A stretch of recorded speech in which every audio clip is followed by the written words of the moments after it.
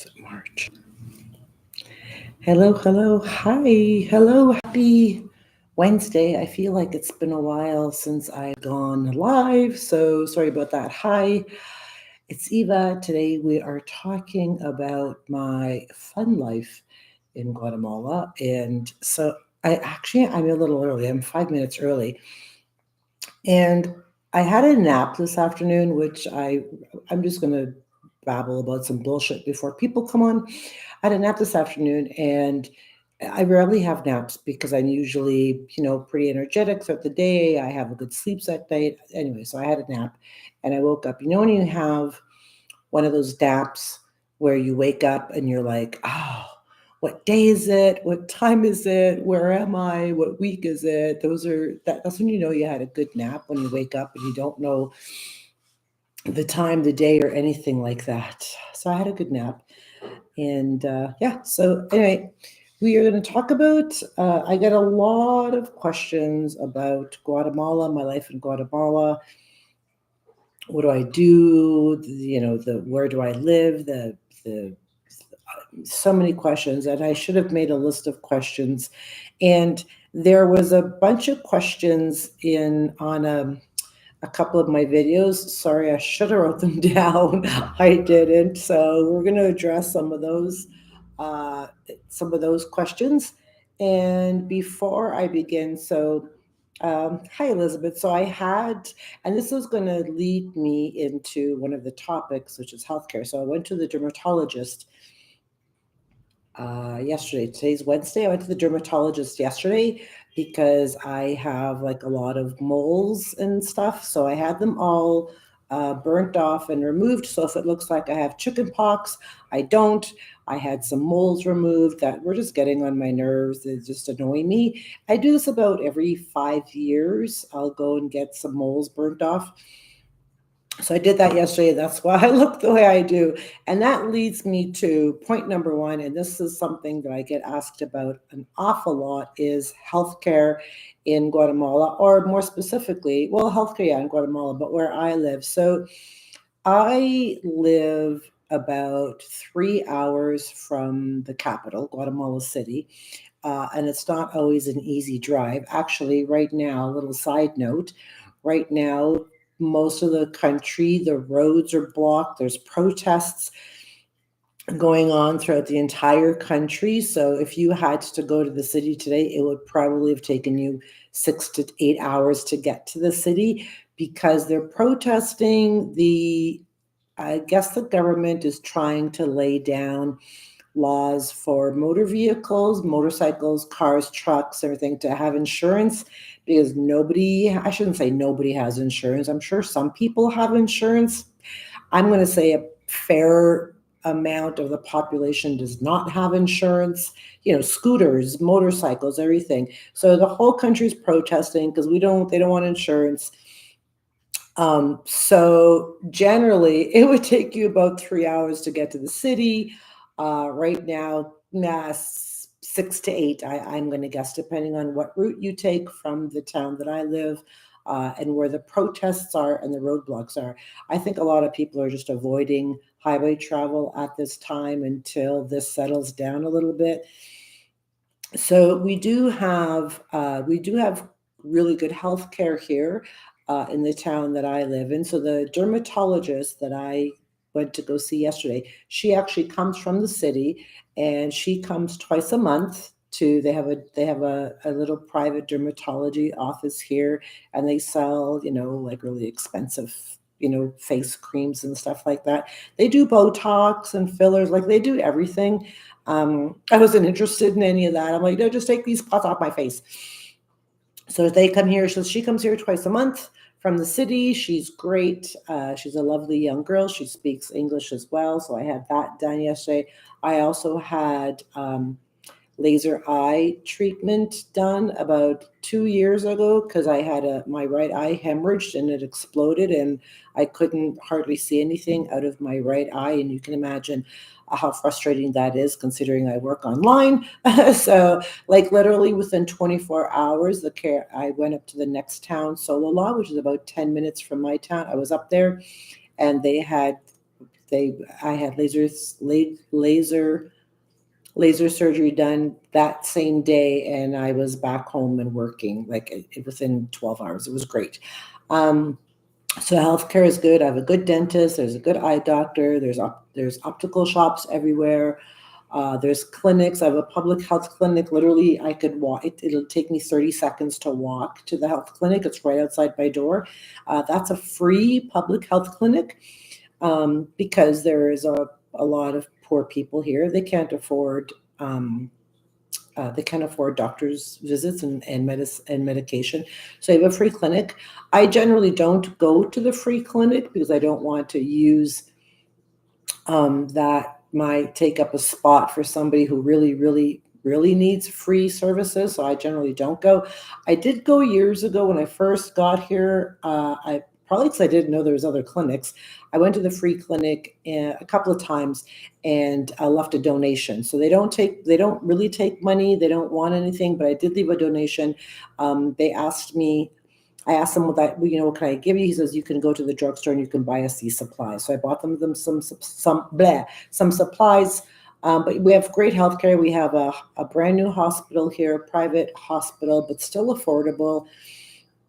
Clinics, we have 3 or 4 clinics here. Those are the other clinics are paid clinics.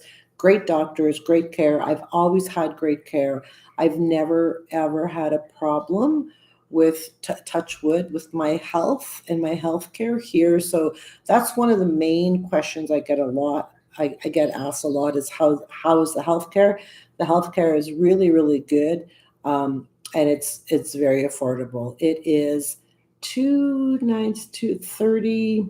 I want to say it's $35 or $40 for a consultation, and then whatever follow up tests you need. Sorry, I totally blanked out there. Whatever follow up tests you need, medications, all that stuff. Medications are affordable. Like prescriptions. So yeah, so that's one of the things. Healthcare is good. I've never been leery or unsure or worried or concerned for my health. Here in Guatemala, it's great. So another question I get asked a lot is about, like, what do I live around? Because Central America and Guatemala, there's ruins, there's, ocean, there's also, I don't live close to any of that, like none of that. The ocean is 5 hours away. And I have been to the ocean, to Monte Rico a couple of times.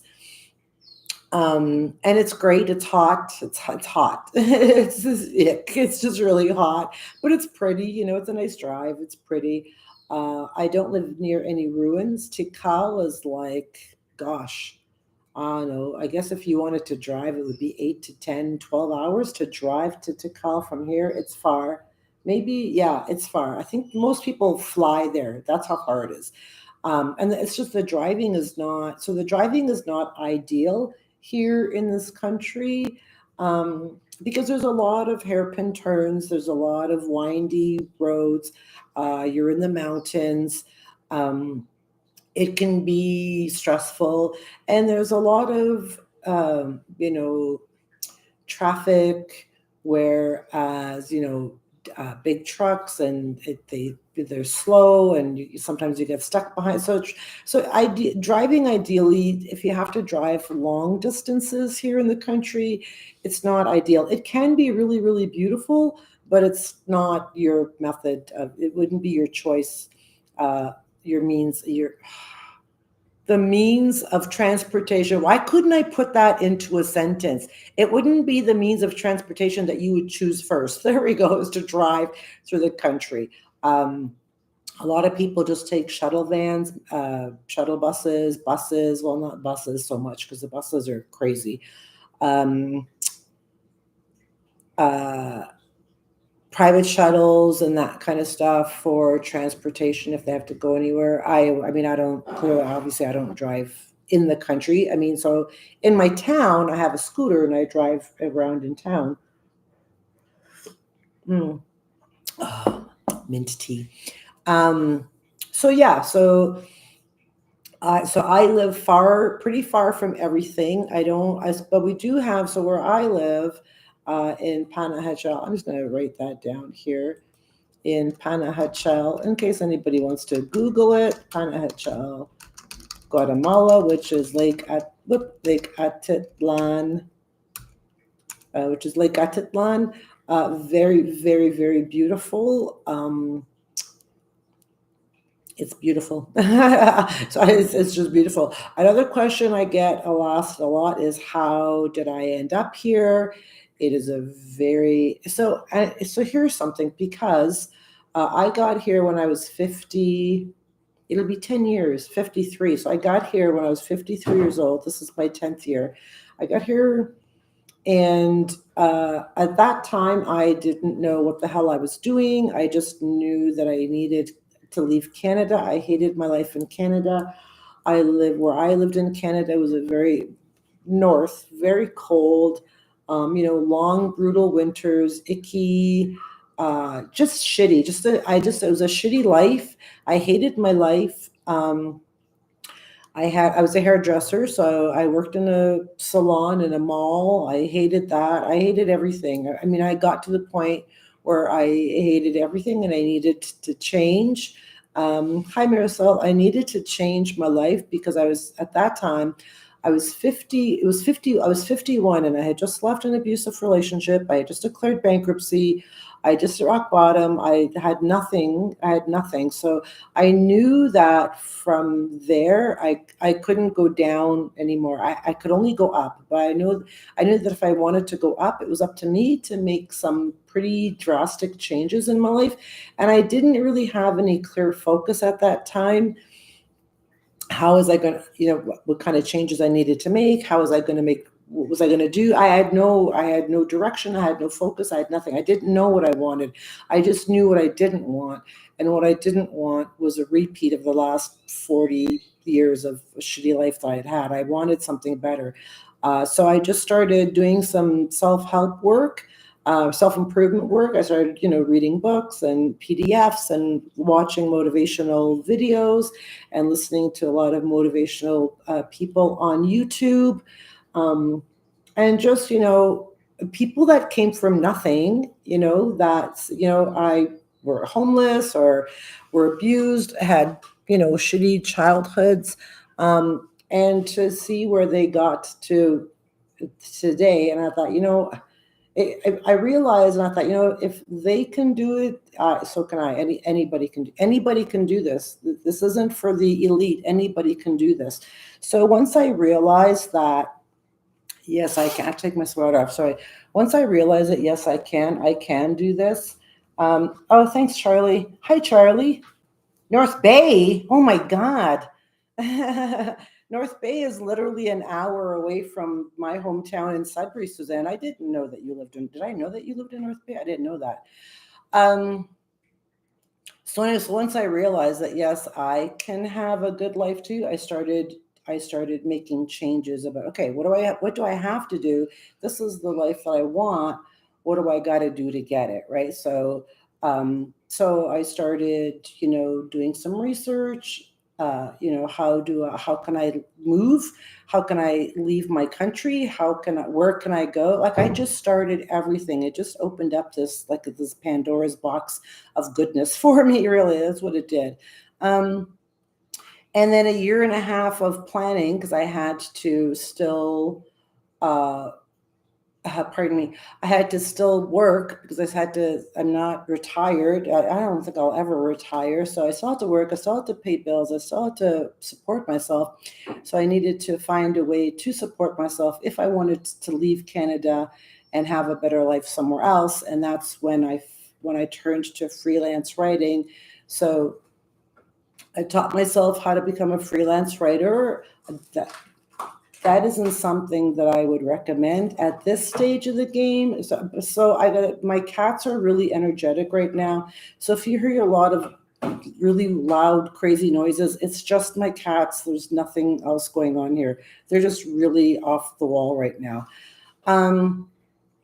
So yeah, I would not recommend becoming a freelance writer at this stage of the game because AI has taken over the internet. So it's pretty much wiped out, humans writing, blogging, all that stuff. So needless to say, it's a little tough right now in the freelance space, but we're still doing it. We're still here and we're still doing it. So yeah, so anyway, at that time, I taught myself how to become a freelance writer.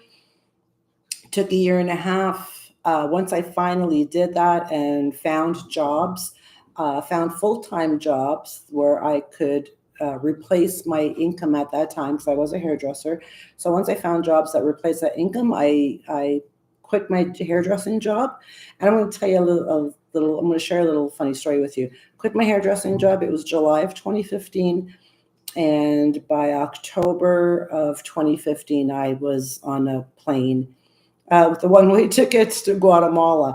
So back then it was 2014, the end of 2014, the beginning of 2015, I had a white Bristol board, poster board on my wall, and I was doing some mind mapping at the time. And so when I had on my Bristol board, we call it a Bristol board. I think Americans call it poster boards or whiteboard, maybe. So I had a mind map, and I was in the middle of my mind map, and I had all the goals that I wanted to achieve. And one of them was to resign from hairdressing, and I had the date of July of 2015. By July of 2015, I wanted to be retired or resigned from hairdressing. And that's exactly when I did it. I hung up my cutting shears in July of 2015. And by October of 2015, I was off to Guatemala. So a lot of people ask me how I ended up in Guatemala. And then we're going to talk a little bit about my life in Guatemala because it's not as glamorous as people think it is. It's really not. I mean, I'm a hermit. So I work all day, every day. I go to the gym, I run around and I feed dogs. For those of you that don't know, um, I am going to drop a link to, can I drop a link to, yeah, I have another channel. I just have to, I got to do some, I don't know if, I better not because I better not do that because knowing me, I'll disconnect myself. I'm just going to write it here. So I do have another channel. Please stand by. Street Dogs of Guatemala. Street Dogs of Guatemala is my other channel. I'm also on Instagram. So I volunteer with 3 animal rescue organizations here, around 3 or 4. There's a few of us. I volunteer with all of them, where I help feed the dogs, get them sterilized. I volunteer with the low-cost spay and neuter clinics once a month. Whenever a dog has surgery or needs a place to recover from anything, I have a yard, a completely secure yard here, and a dog house, so I can take dogs in for recovery from surgery. So yeah, so I do that as well. But yeah, my life isn't all that glamorous. It's simple, and it's beautiful, and it's peaceful, and there's no stress really. I mean, besides my work. I mean, my work is always kind of stressful, but life here is not so stressful. Well, so that's how I ended up. How I ended up in Guatemala. I had a tea leaf reader pick the country for me because I am a Libra and I suck at making decisions. And I didn't know where I knew I was going to leave Canada in like August, September of 2015. I knew I was going to leave Canada. I didn't know where I wanted to go. I knew it was going to be Central America because I just didn't want to be anywhere where there was snow anymore. And it needed to be affordable, warm, but not hot and icky. So I messaged a tea leaf reader, a friend of mine in Sudbury, and she suggested this place, and here I am. I'm going to San Pedro in August. Oh, water taxis. Yes, you'll have to please message me when you get here, Marisol. San Pedro is okay, so I'll tell you that in a second, Suzanne. So San Pedro is lovely. San Pedro has a very different vibe to it. So San Pedro is across the lake. It's about a 25 minute boat ride. It's water taxis everywhere. You have to take a water taxi. There are some towns you can drive to from where I am, but not you. You don't want to. Some of them you don't want to drive. It's too dangerous to drive, and it's just easier to take a water taxi. I don't go to a lot of these towns because I hate the boats. They are, for me, they're terrifying. And the lake is terrifying. So I won't. I just won't go. And I've done it. I mean, I've been here 10 years. I have gone across on the boats to many towns. And I absolutely hate it. It terrifies me and I can't stand it. Yes, Marisol, please message me when you get her. I'd love to meet you. I know Elizabeth she's also coming too, I think, in April, if I'm not mistaken. How lovely. This is wonderful. See, you girl, Charlie and Suzanne, you guys got to come now too. So how did I end up here? So when the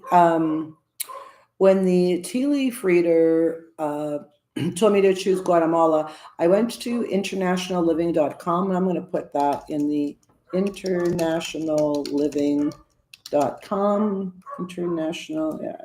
internationalliving.com, and they have tons and tons and tons of articles from travelers. It's all articles from travelers. I think I even have an article in there, all from travelers from all around the world, that'll tell you everything you need to know about any of the countries around the world. I mean, it's amazing. Oh, fun, Karina. How great. Where are you going, Karina? Look at all the people that are coming to Guatemala. How wonderful. So I highly recommend internationalliving.com. I think it is a valuable resource of real life travelers and expats like myself who have spent a lot of time in places. Lonely Planet, I find, is also a good resource, but I find some of it can get a little outdated. You have to be careful and check the date, because I find Lonely Planet, because I used to have one of the Central America Lonely Planet book, and some of the information I found in there didn't really match what's happening here where I live. So yeah. So anyway, so how did I end up in Panajachel? So when I went to International Living, and there's many articles about the Lake Atitlan area. I needed to be by water. That was very, very important to me. And I needed a small town. I didn't want to live in a city. And the town that I come from, well, Suzanne, you would know Sudbury. We have 300 lakes in Sudbury. So I couldn't imagine myself not living anywhere where there wasn't any lakes or water. I just couldn't do it. So it had to have lake, and it had to be a nice temperature. I didn't want hot. I didn't want to be sweating my ass off at any time throughout the year. So once I went to International Living and plugged all that, what I was looking for, it came up with the Lake Atitlan area. And there are 11 towns around Lake Atitlan, and this town here, Panajachel, offered the most for what I was looking for. A friendly vibe, lots of expats, where you can get, grocery stores, pharmacies. A lot of the towns around the lake don't have grocery stores. They come here to the grocery stores here because they don't have grocery stores. We have 2 big grocery stores now. We have lots of pharmacies, and we have a really, really solid nightlife. Not like that matters to me now. When I first moved here, I'd go out every weekend a lot. I went out a lot every weekend, and partied with all my friends, and we had fun. I don't do that anymore, obviously, but we have a great nightlife vibe here. And Pana, Karina, please do. I'm gonna, so I'm gonna drop. Please, for all of you people who are coming, I'm going to womenblazingtrails.com. This is my email address. Oh, well, that's weird. That's my email address. So for all of you that are coming to Guatemala anytime soon, there's my email address. Definitely send me an email, and I'll give you my WhatsApp number or my phone number. And let's hook up. That would be amazing. I would love that. So anyway, so that's how I ended up in Panajachel. So there's other towns. So San Marcos is very sleepy. San Marcos, Santa Cruz, Tununam, Hibalito, they're all very sleepy little tree-hugging hippie Zen towns. Not really, the kind of boring. San Pedro, San Juan is a lovely, lovely town. San Juan is gorgeous. Whoever's going to San Pedro, who said they were going to San Pedro, Marisol, you have to take a walk to San Juan because it's absolutely charming, beautiful little town. San Pedro is very party vibe. Lots of hippies, backpackers, lots of culture. There's lots of great restaurants in San Pedro, but it's definitely more of the party street vibe is in San Pedro. Then around on the other side of the lake, Santiago, it's just a regular town. It's way on the other side of the lake. Santa Catarina, lovely little town. San Antonio is the ceramics town. It's where all the ceramics are made. You can go up to the shop and watch them make them and paint them, all the ceramics, because they're lovely. So anyway, so that's how I ended up here. That's a little breakdown of little towns around the lake. San Juan for sure, yeah. And San Juan also has a coffee tour and a chocolate tour in San Juan. I haven't been to those, but they have those there too, and I think they're pretty affordable. So yeah, San Juan is very, very pretty. San Pedro is not my favorite town, but that's just me. I'm an old lady, so I don't really. I mean, I'm not really into the party scene. So it's a great town. There's lots of shopping, lots of really great shopping in any town that you go to. There's lots of great shopping, and when you're shopping, and one thing I have to say, when you're shopping in any of these towns, because all the the little vendors, you can always negotiate. Like they'll always give you, oh, it's 500 quetzales when it's really only 150. So always negotiate prices. Don't ever pay full price.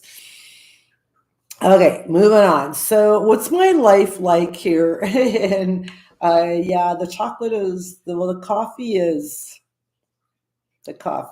top notch. This is the best coffee I've ever had in my life is the Guatemala coffee for sure, for sure. It's so good. So here's a funny little story for you. I actually have a coffee tree in my yard, and I picked, so it was producing coffee beans just a couple of months ago. Well, my kid was here in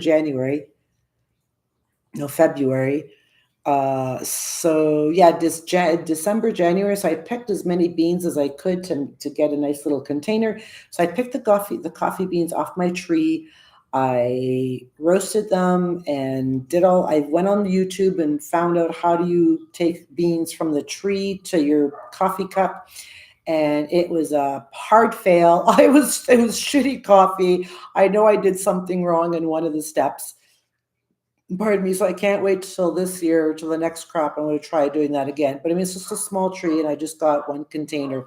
But I'm definitely going to try and roast my those coffee beans again. So day in the life here, unless you have other questions. So rainy season. I think somebody asked about the rain. Oh, the transit. Yeah, 25 quetzales. I think, Marisol, if I'm not mistaken, from the Pana docks to San Pedro, I think it's 25 quetzales a person. I haven't been to, and it's a local boat, so it stops at all. They used to have direct launches, water taxis, but I don't think they do anymore. I don't know why. So it stops at every little town along the way. Thank God there's not a lot of towns, but I think it's going to take you about 45 minutes, 30 to 45 minutes to get there, give or take. And I think it's 25 quetzales. Don't quote me, I could be wrong. But I think it could be that price. So it's not, so weather, as far as the weather goes, it's not rainy season right now. Our rainy season is May to October. Yeah, May to October. It's shitty. It's not, rainy season is kind of icky. Usually what rainy season is like is that it's usually sunny in the morning, sunny in the early afternoon, and around 2 or 3, the clouds roll in, and then it rains, and it rains through the night, and then you wake up in the morning and everything's all crisp and fresh and beautiful, and then it's sunny, and then 1 or 2 o'clock the clouds come in. But last year it wasn't like that at all. It was just dark. It wasn't dark. It was cloudy and rainy and shitty almost every fucking day. It was pretty yucky. I don't, honey. I had to put Suerte down. Actually, he had behavioral problems, and I spoke to a couple of professionals. Hi, sister. My sister's here. I spoke to a couple of professional trainers, and we gave him behavioral. It's called behavioral euthanasia, because he was untrainable and very aggressive. So thanks for asking. But no, I did have to put Suerte down. It was very sad. I cried a lot because I thought for sure once I got him here, he would be fine. But once he was here, once he got settled in, his behavior got progressively worse. I was a prisoner in my home. Nobody can come to my door. It was pretty bad. He actually he had actually lunged at my face, and he loved me. He lunged at my face, and if I had not moved in time, he would have taken like a huge chunk of my face off. And not because he was angry or mean. He had behavior aggression. Um, so yeah. So anyway, but there's lots of other street dogs here that I take care of. And they do, you probably missed the beginning, honey. They do come here for recovery from surgeries and stuff like that. So, yeah. So anyway, that's okay. The way I look at it is that he's in a better place, and I put him down in the most humane way possible. If he would have went back on the street, somebody would have poisoned him or macheted him to death. So I gave him the best possible peaceful resting that he deserved. That he deserved. So anyway, so a day in the life. So let's get to a day in the life of Eva. Eva wakes up. I feed my crazy cats. I have two cats. One adopted me, and one I adopted a few months ago because I thought my other cat needed a friend, and now they rip up around my house like they own it. I usually go to the gym. I go to the gym, so we have three gyms here actually, but the gym that I go to is quite good. I like it. I think it's like, I want to say it's maybe $40 a month, about $45 a month. It's a good gym. I like it. The music is loud and obnoxious, but I just listen to my headphones. I have my earbuds in, so I can't really hear it. The trainers are lovely. They speak English. So I go to the gym 5 days a week. For those of you who wakes up, calls her sister for you, talk to my sister a lot. I love my sisters, so I call my sisters a lot. So I go to the gym, and I also, for those of you that have been following, we are on a 30-day no sugar challenge. We have 5 days left of the no sugar challenge. We end on this Sunday coming up. Plus, I also just quit smoking after 50 years of smoking. I mean, I quit a few times in between that. So no sugar, no smoking. So I'm back at the gym hardcore and just doing my best to really take care of myself. And it's easy to do that here. I walk to the gym. I don't take my scooter. Most days I walk to the gym now, which is it's a good walk. I try to get there early enough in the morning because I find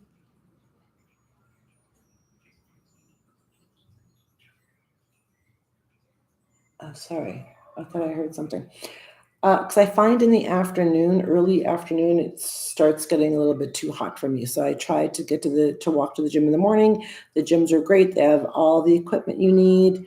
So I go to the gym, and then I usually go to either one of the grocery stores. I'll go to the market. Our newest grocery store, La Torre, has a lot of like really good food. I like to buy my meats there.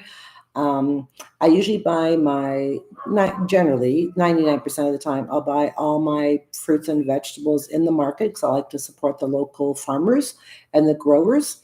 So I'll buy my fruits and vegetables in the market, super, super affordable. Like the prices are pretty good. So I do that, and then I just come home and work. Like my life is not glam at all. I usually if I take my scooter to the gym, I have a chance to go around to some of the areas, to some of the dogs that I look after, like feed and make sure they have water in their water bowls. And I keep buying water bowls, and people keep stealing them, and it's so annoying. So I have to go check and make sure that their water bowls are still there. And if they're not, then I'll just go out and go buy another shitty little plastic bowl and somebody will steal it. But I try to, because right now it's not rainy season, so they don't really have access to water anywhere because the river is dry, everything's kind of dry. So I try to get water to a few dogs around the town. One of the dogs that I've been caring for, Canelo, he was just diagnosed with cancer. One of my friends messaged me. He was a dog. I don't know if you're following. He got hit by a car a couple months ago. He had to have surgery, so he had surgery. He stayed here for 4 or 5 days for recovery. Then he went back to the gas station because that's where he lives and that's where he wanted to go. He didn't want to stay here. And I think a lot of people don't understand that a lot of street dogs don't want homes. They want to go back on the street because that's the only life they know, and that's where they're comfortable there.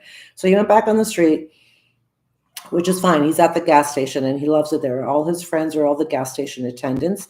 So anyway, one of my friends alerted me. She says, I saw Canelo today and there was some some blood in his pee. Do you want to go check? So I went and checked, got him to the vet, which is literally a block away from the gas station. And he has cancer, so he has to go for chemotherapy. So I a little bit of shameless dog self promotion. We're collecting donations for Canelo's chemotherapy. Next Monday he has to get fixed, so he's going to get sterilized next Monday. Then his chemo treatment starts the Monday or 2 weeks after his sterilization, his chemo treatment starts. And I think he needs 3 chemo treatments.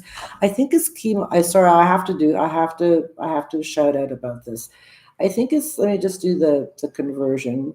Please bear with me, stand by while we do this. So his chemo treatments was, I think everything all in total is going to be 17. Yeah, so it's $225 American, 325 Canadian, because I'm Canadian. So it's between $253, $300 for his treatments. And he's not an old dog. I think Canelo's maybe, I'm going to give him like 4 or 5 years old. He's not an old dog. So anyways, we're collecting money for that. You can go to my you can leave a super chat. You can go to my street dog channel.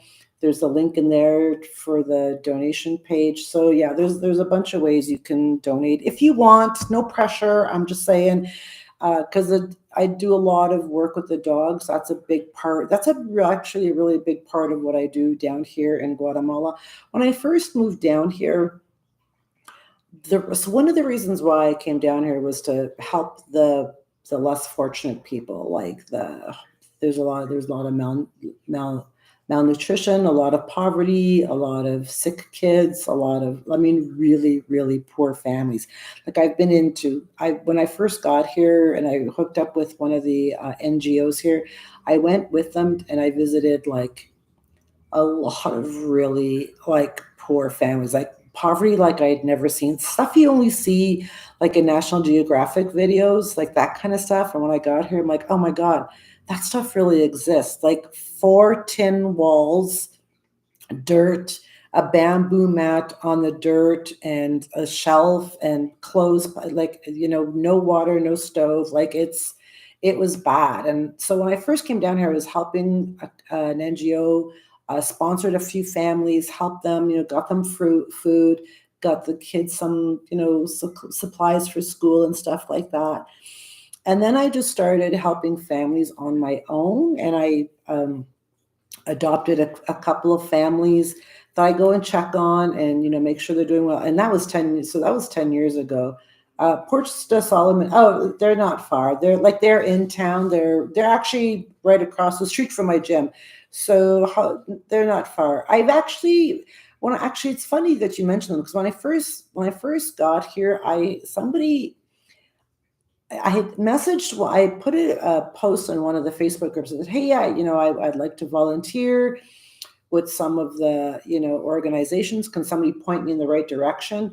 And somebody did suggest Solomon's Porch. So I messaged them, and it didn't really seem like they had any use for me or a place for me, or it wasn't a good fit, or I didn't understand had happened, but I never ended up volunteering with them because I think they run a very different organization. They run a great organization. I just don't think they have a lot of volunteers. I couldn't quite understand the dynamics of Solomon's Porch and why they didn't need me as a volunteer, but whatever. I found other places, and now I just volunteer. I help families on my own. Take them to the market, to go shopping, check on them to see, if anybody needs medicine and stuff like that. But I have to be honest, I mostly help dogs now because the dog population is like out of control.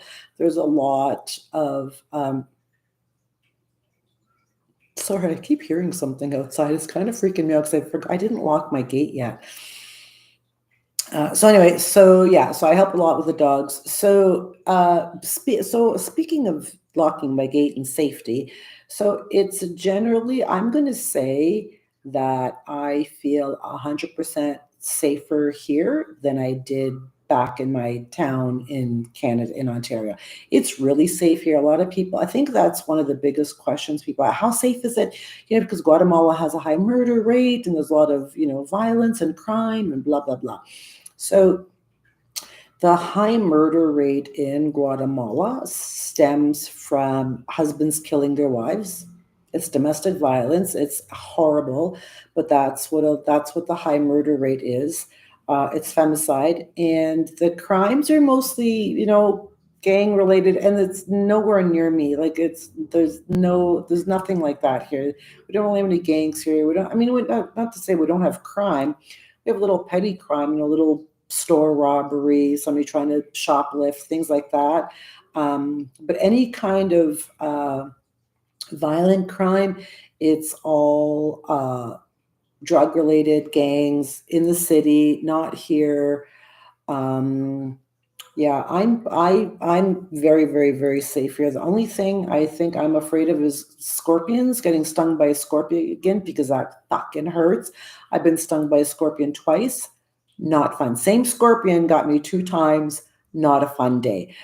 So, wild packs of street dogs, because we do have packs of dogs here because we have a lot of dogs. So there's a lot of packs of wild dogs, and some of them are aggressive and have bitten people. That's a thing here, and it's sad, but it happens. And I know in some of the towns around the lake, the government or whatever, the mayor or whoever is over, they will lay out poison and poison the dogs. We generally frown upon that because it's not a pretty way to die. So we do our best to sterilize them, get them medication, all of that stuff. But as far as the street packs go, there's not a lot we can do with them. So it is what it is. And that's life here. So what else? So the market is fun. I'll drop some. Well, you can, if you go here on my channel, in my playlist, I have travel. So you can just click on, or you can even check out some shorts. I do lots of travel videos, travel shorts. And you can check out my playlist, travel playlist. There's all tons of videos. It's all Guatemala. Yeah, actually, they're all Guatemala. About the market, Semana Santa. Semana Santa's coming. Are you guys coming for Semana Santa? Because Semana Santa is beyond anything. It's amazing. It's absolutely amazing. They'll have alfombras on the streets. I have a video of that in my travel playlist. You should check it out because the alfombras are amazing. So I don't know the cost of living. You could easily. Oh, here. So I'm going to touch upon a few more things, and then we're already 45 minutes, and I haven't had dinner, and it's 6:45. So I'm going to try to cap this under an hour.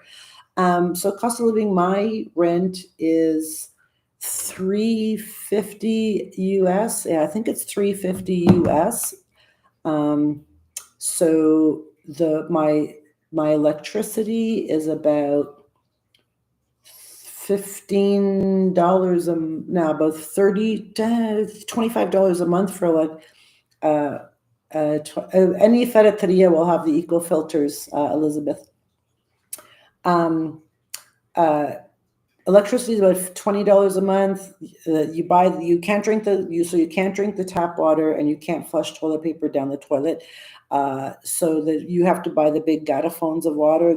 Mine are 8 quetzales, which is less than $1.50 for a big jug of water that lasts me a week. So drinking water is maybe $5 to $7 a month.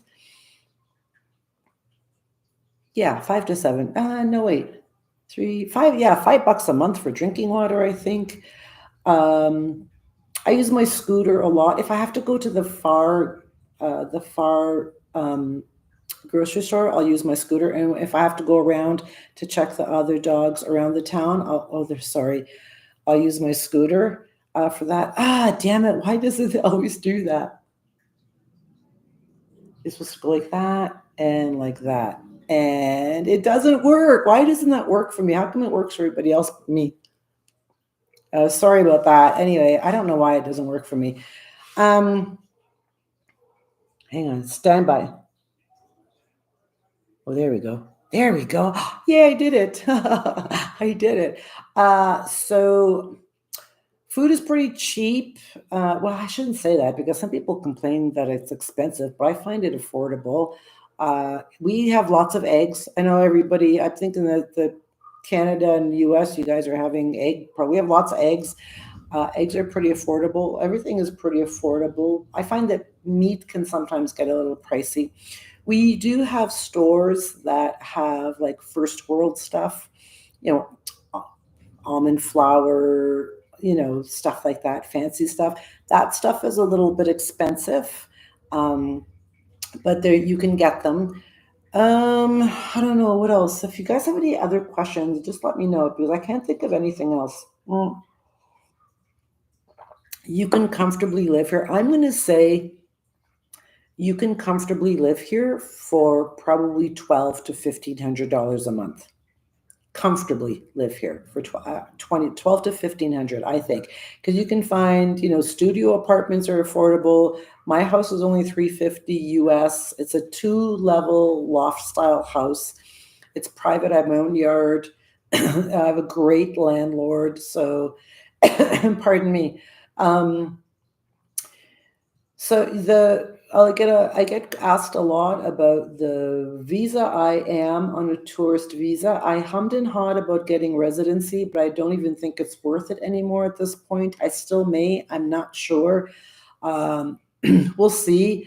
Now I think there's a residency tax. So for foreigners who are residents, we have to pay a yearly tax. So I don't know. I haven't decided if I'm going to become a resident yet. I probably should because I'm going to die here, but I don't know. So I have on my tourist visa, I have 90 days. So every 90 days, I have to leave the country. Mexico is just right there. And most of us go to Mexico, Belize. You can't go to Nicaragua, Honduras, or El Salvador. Those are not there's a C4. There's 4 countries where you cannot, your stamp doesn't count as a visa stamp. So you have to go to Mexico. Mexico, Belize, or completely out of Central America. Or you can go to Costa Rica and Panama and all those other countries, but you can't go to Nicaragua, Honduras, or El Salvador. Do not count as a visa stamp. So every 90 days, we have to get our passport stamped. Let me see what else. To become a resident, I don't think it's very difficult. I think you just need to show proof that you have an income coming in. I think the pensionada residency is different than a freelance or regular residency like I would need. So you would have to look into stuff like that. But we do have 90 days. I think Mexico has 6 months, which is great. Mexico's tourist visa is 6 months. Yeah, I can't think of anything else. I don't know if you have any other questions, but that's about it. My life here is pretty boring. I mean, I work all the time. The neighborhood I live in is quite, I live on a really tiny street, so there's only like three or four houses on my street. There's a young man that lives in front of me. My landlord owns both houses on this property. Then there's a family that lives beside me. I don't even know what they look like. And then there's two other houses, and it's very, very safe where I live. Um, Over here, there's churches, so there's a lot of churches. There's a lot of churches. There's a lot of churches here and there. I don't know if they compete to see who can be the loudest. I think that I'm not sure, but it's pretty loud with the churches. It can get really loud. Um, yeah. But up here, there's also some house that's very close to my house. Well, I'm going to talk about the dogs. He has about 25 dogs on his roof. I don't know why. I don't know how he feeds them. I don't know anything. I don't even know what he looks like. I don't know what his dogs look like. And it's a covered roof, but it's open, like you can see. Well, it's on the third floor, so you can't really. I mean, obviously, I can't see in because it's the third floor, but there's no windows, no walls. But it's a covered roof. There's got to be 25 dogs up there. And when they go off about three times a day, in the morning for breakfast, about 3 to 4 o'clock for dinner, and then sometimes in the night they just go off, but before 11 for like no reason, and it can be annoying. But it is three times a day, and sometimes I don't even hear it. But there's a lot of dogs. There's a lot of barking. So if you're looking for peace and quiet, so I'll tell you something. If you're looking for peace and quiet, don't come here. This is not a place. This is not a place for peace and quiet. Thanks, Suzanne. There are little towns around the lake that have like little resorts, and they're nestled in the mountains. There'll be peace and quiet there. If you're looking for a little escape for 1 or 2 nights, you can go to one of those places, but don't come to Pana if you want tranquility and quiet, because you're not going to find it. It is not quiet here at all, at all. It's a bustling little town. It's very busy. There's probably about 13 to 15,000 people population, but I feel like it might be a little bit higher now. It seems like there's an awful lot of people, foreigners moving here. But it's busy. The streets are busy. I'm going to be getting a little camera that I'm going to be able to attach to my scooter, where I can drive around town and show you. I can't wait till I get that camera. And then you can see the town and the driving. The driving is kind of crazy. So I'm going to finish with the driving. Unless you have any other questions, we're gonna cap it there. But when I lived in Ontario, I was never an aggressive driver. I never sped. I never, followed I always followed the rules, signal and all that. And I still do signal and all that stuff. Not an aggressive driver. I've always been a very calm, peaceful driver, and that all went out the window as soon as I started driving here, because you have to be aggressive to drive here, because it's all scooters and motorcycles and buses and pickup trucks and tuk-tuks, and it's like a video game. And in this video game, everybody is tripping on acid, and they're all trying to get to the chicken place. I mean, it's just bananas. I can't even describe it any other way. The driving is bananas. And our town is small, and it's just packed. We have lots of traffic. So I'm a very aggressive driver. I've already smashed into the back of a tuk-tuk. Last year, the year before, I literally smashed the front end of my scooter. Yeah, good times. So my scooter has stitches, and yeah, but the driving is crazy. Um, the streets are crazy, and a lot of the streets don't have sidewalks. So when you're walking, you got to be really careful, because you're trying to dodge, you know, traffic. You're trying, and there's no sidewalks. So you're walking on the road. Some of the roads, the side of the roads, aren't in great shape. It can be chaos, but despite all of that, This is home and I love it. Like, this is my home and I love it here. So I love the people. I think mostly what keeps me here is the ease of living. It's affordable, it's easy to live here. And the people are lovely. I absolutely love Guatemalan people. I think they're the best people on the planet. They are by far the friendliest people I've ever met. And I've done my fair share of traveling to countries, and Guatemalans are they're the best people in the world. They really are. So anyway, so that's my life in Guatemala. I hope that answered some questions you might have. If you have more questions, you can feel free to drop them in the chat. That'd be great. Don't forget to check out my street dog channel, Street Dogs of Guatemala. I put that in there. For those of you that are coming to Guatemala, I dropped my email address in there. You can email me, and we can definitely hook up for coffee while you're here, or I can take you around a little bit if you want a little guide or whatever. Just send me a message. I would love to meet you guys. I think that would be so great.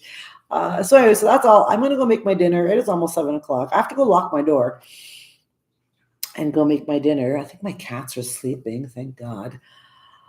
So I hope this video helped answer some of your questions, and I usually do. Please don't forget to like, share, and subscribe, and all that stuff.